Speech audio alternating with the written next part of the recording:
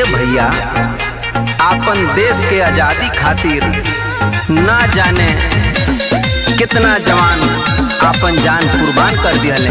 तो हमनी के फर्ज बनता कि देश बचावे खातिर आपस में मिल के रहे के बा, ताकि कोई दूसरे के नजर न लग जाए। आपस में मिली सबे रही जब भाई, तबे एक दूसरे के काम में नुआई।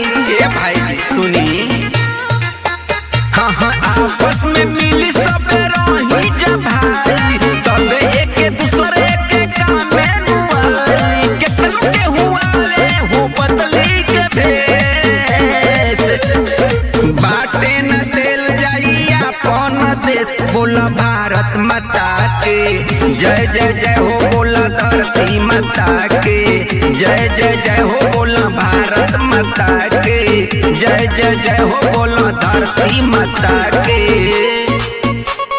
भारत माता की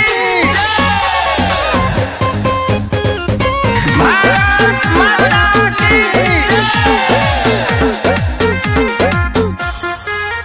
हाँ, खुश होई देखी लहरत हवा में तिरंगा।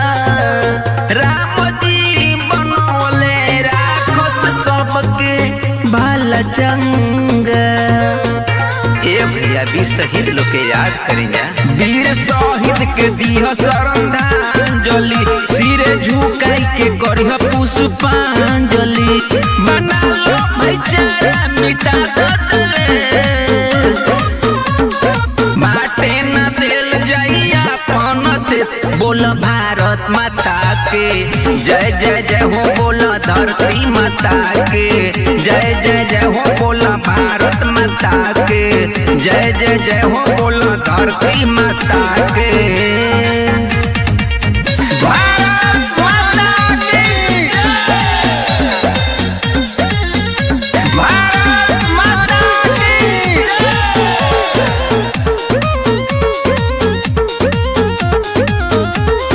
हौए तिरंगा अपन देशवा के शान हो, आत्मा के शांति मिले जिन वीर भइल कुर्बान हो।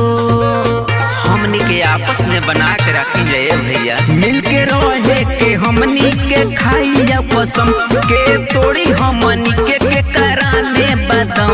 राधा मोहन होते तो ई बाण संदेश,